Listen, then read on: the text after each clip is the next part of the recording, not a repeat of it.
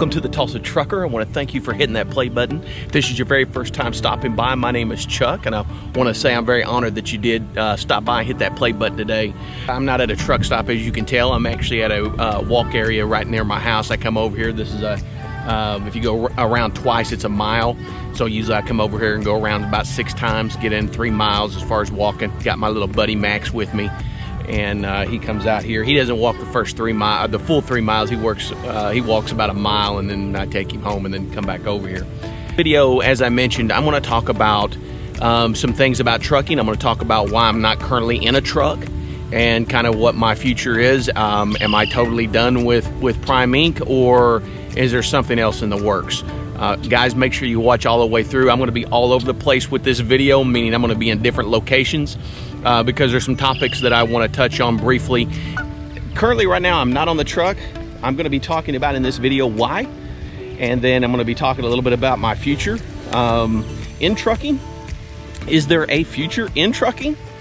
You'll know at the end of this video if there is. You know, one awesome thing about the summertime is, you know, it's 6:46 in the morning, sun's up. You know, sun doesn't, you know, go down till about 9 o'clock at night. It's up at 6 a.m. Love those long days. I know as a truck driver, be able to get up and maybe start driving at 4 in the morning. Within a couple hours, the sun's coming up, depending on where you're at in the country. That was something that was very very interesting, going from time zone from the East Coast to the West Coast. Just how everything changes, not only just in scenery, but also in the way the sun comes up and everything else. Last time we spoke, I was going from California to Florida, and we did make the entire journey. When we got to Florida, we got there, and come to find out, we were a day early. We got there at 4 o'clock in the morning for an arrival time at 5 a.m., and we were told, oh, you're here a day early. You need to leave the premises, and we'll see you tomorrow. Well, that is welcome to trucking right there. And even though we went back to sales, went back to the fleet manager and said, hey, is there any way you can get us in, work us in? They said, yeah, we'll try. And then of course that didn't happen, and we were stuck there for a whole day. Well, during that time, I decided, I like, when I'm with my trainers, I like to get off their truck as much as possible. That's their house. I want to give them as much time to themselves as I can. So I was going to take a lift and go into Jacksonville, Florida, because we were right near there. And I was going to go watch a movie, or watch a couple of movies, and maybe walk around at the mall, different things like that. So it was at that very moment that I found out something about trucking that I didn't really anticipate or think much about. And that is, what happens if something should occur at home and it requires you to get home as quickly as possible. I got a call, and it was a family emergency. I had to deal with one of my sons. And so, I had to leave and get back home as quickly as possible. I was actually in the movie theater. Was going to be watching the new Men in Black 2, or whatever it is now, 5 or whatever. And I got the call. What happened? I immediately called my fleet manager with Prime, Mark. I want to give him a huge shout out. Guys, about Prime.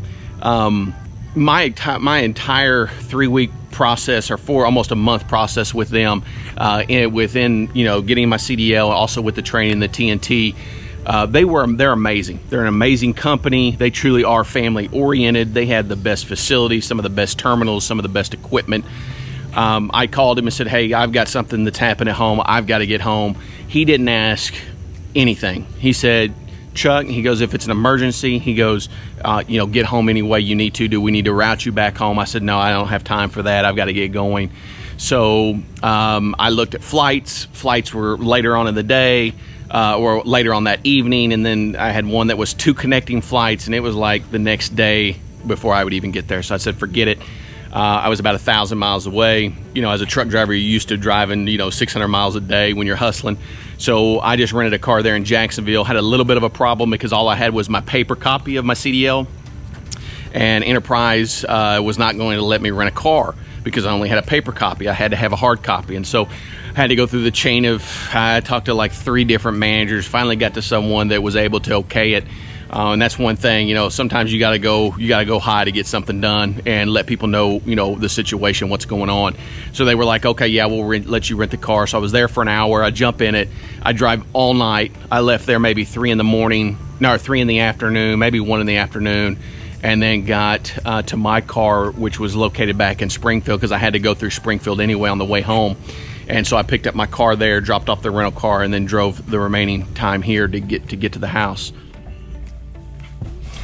So I got back home, and the entire situation thankfully worked out for the best, and everything is now okay, or it's going to be okay shortly. But it's also something that's taken me off the road. I'm not going to be able to go back to Prime probably for another, I'd say 2 months, because there's some rehabilitation and things like that that are going to need to be done, and I'm going to need to be there. You know, one thing about me, my family is the most important thing to me. I don't care where I'm at, what I'm doing. If something happens, whether it's my wife, my sons, my immediate family, and they need me, I'm there. I don't care, you know, again, I'm not out here trucking. I'm not out here, you know, gaining my experience because I want to get into trucking and make a bunch of money. That's not why, I mean, that's not it at all. Let me grab my key real quick.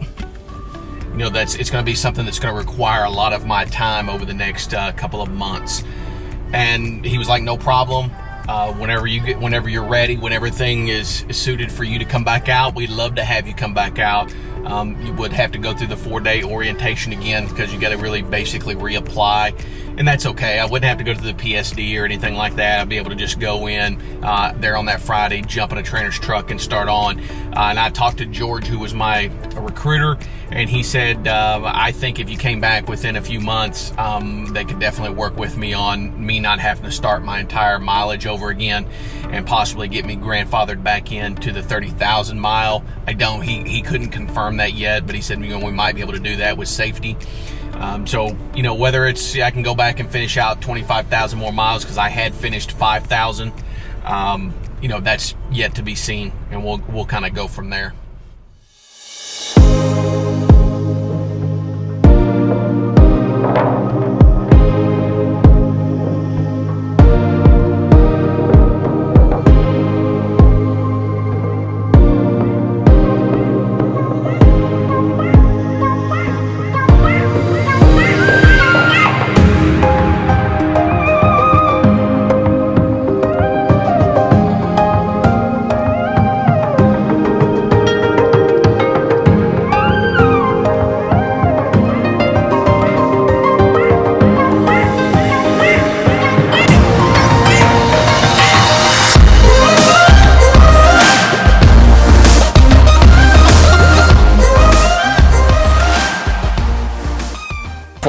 The Fox Plaza right there, that's actually where my dentist is, Dr. Faulkner.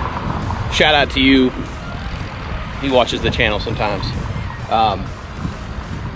If you're in the Tulsa area, you need a dentist, Dr. Faulkner, amazing. He's been my dentist for 20 years now. I'm sure there's a few golf balls in that. What do you think? Right there's where they're teeing off. So I guarantee you there's quite a few golf balls right there. Not just on the roads that there's construction everywhere. I'm here at La Fortune Park. They're rebuilding this track, repaving everything. They're putting lights and stuff in it so people can be out here at night. This is a 3-mile track that goes all the way around La Fortune Golf. This is a public golf course. I actually play here quite a bit. The guy over there cutting the greens. Got these nice rails, the chain link fence. What I really want to do is I want to encourage you, if you're getting into trucking right now and you go through that initial getting your CDL, there's a lot of, you know, there's just a lot of confidence that builds up in you. You're proud of yourself. It's a huge accomplishment. It's something that you can have forever. CDL is very important. You know, it's hard to get and you can lose it in a heartbeat. Encourage you new drivers, you're out there with your trainer, you think, what the hell have I gotten myself into? I mean, because I'm gonna tell you right now, what you see on YouTube, what you see in trucking, that ain't got jack. I can't even begin to tell you what it's like being out here on the road. I can share with you, I can tell you my experience, but it's gonna be different for every person. You know, and outside of probably doing basic training and being away from your family in the military, getting into trucking is probably one of the hardest things you'll ever do in your life. I encourage you, no matter where you're at, even if you're at a company and your trainer's trash, and that's another thing I want to talk about just a minute here. Just give me a second. If you're someone who is, I want to speak to the trainers out there. I don't care who you work for, CR England, Prime, JB Hunt, whatever. Have a heart of a teacher. If you're not gonna have a heart of a teacher, get the hell out of the way. We don't need you. You know, there's too many people that are out here training and all they worry about is money.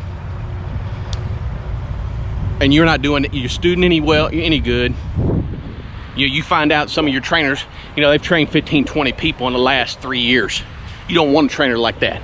Ask some questions. Interview your trainer before you get on he or she's truck. If they only do a specific, they don't do any PSD, they only want to do TNT, I don't recommend you getting on their truck. You want someone who's got a heart of a teacher. Someone who is every day going to wake up and say, what can I teach my student today? They're long suffering, they're patient. When you ask the same question 4 times in a row in a 2-day period, you don't hear aggravation in their voice. When something happens and maybe you didn't do something right, you came into an entrance too quick or you did whatever, but you don't hear that, you know, them putting you down type of voice. You know what I'm talking about out there. There's too many of these trainers out here.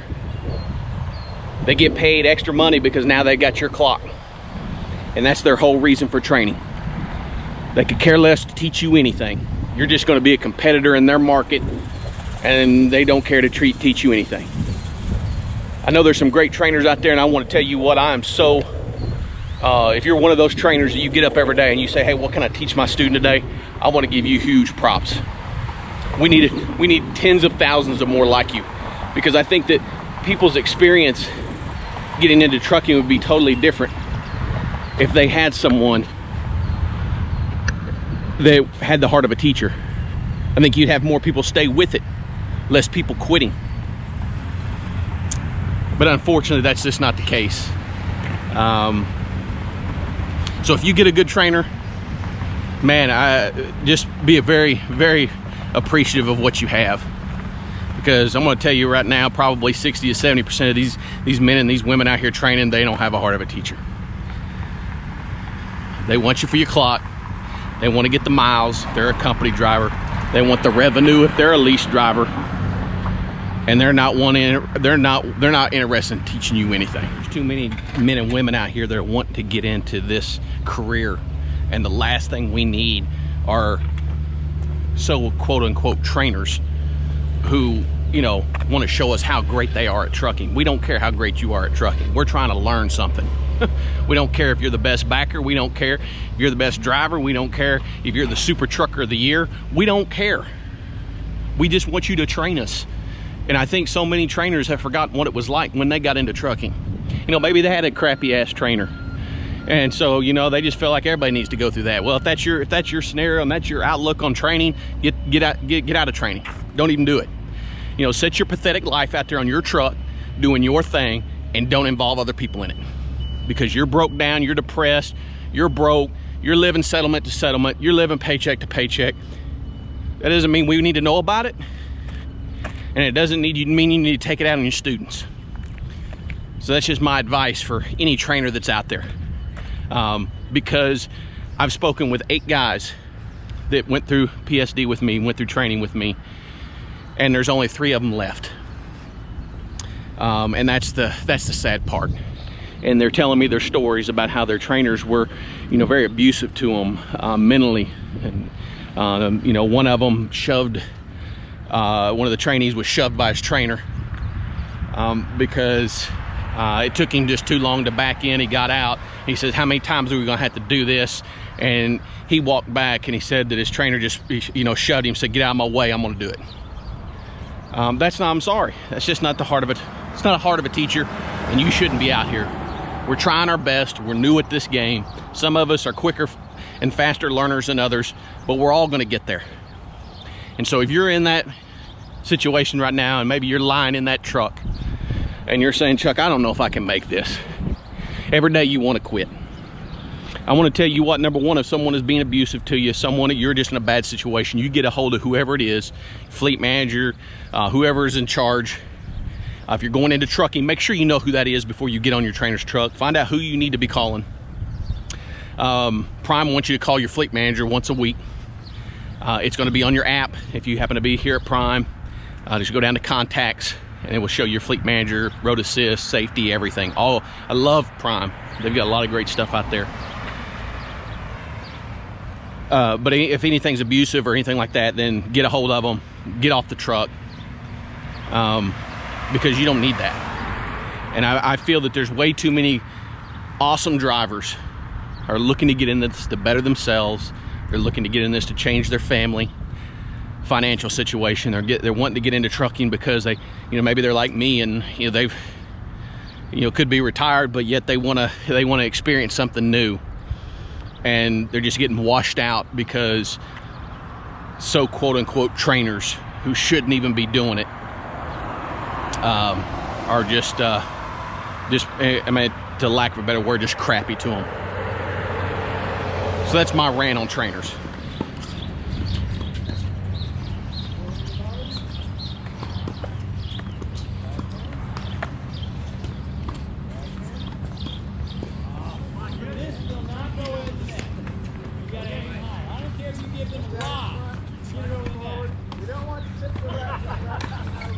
If you're watching this and you've been through training, let us know down in the comments how your training went. What kind of trainer did you have? Were they great trainers? Were they horrible trainers?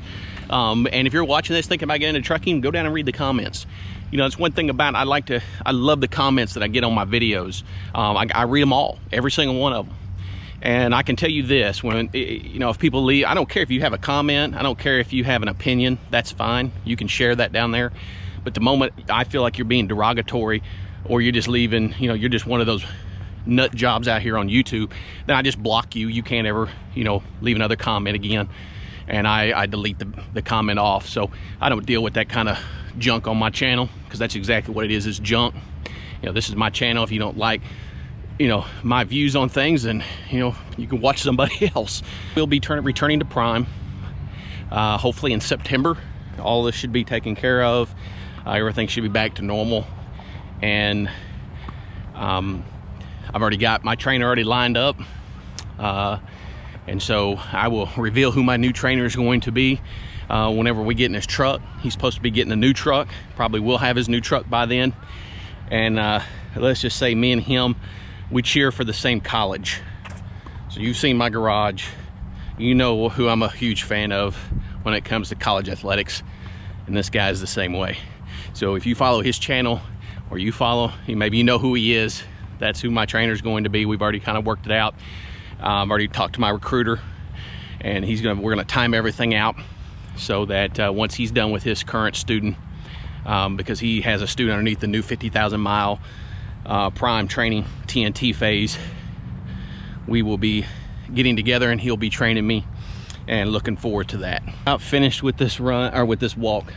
I quit running probably years ago, after I watched a video about how bad it is for your joints and stuff. I was like, yeah, let them other people run, I'll do my walking. So I'm about to finish this out here on the golf course, and again, that will be 3 miles. I already did a mile back at the house. You guys seen me walking there earlier. I try to do 4 miles a day when I'm at home. When I'm out on the truck, if possible, try to get you at least a mile walk in, if not more. Sometimes you're at these shippers and receivers for a long time. You just follow their rules. If they want you to wear a vest, but get out, do some walking. Rest stops are amazing. I can't tell you enough. I know when I finally do get my own truck and I'm out here doing my own thing, forget truck stops, man. If my driving schedule will allow me, I'm definitely going to be staying at the rest stops.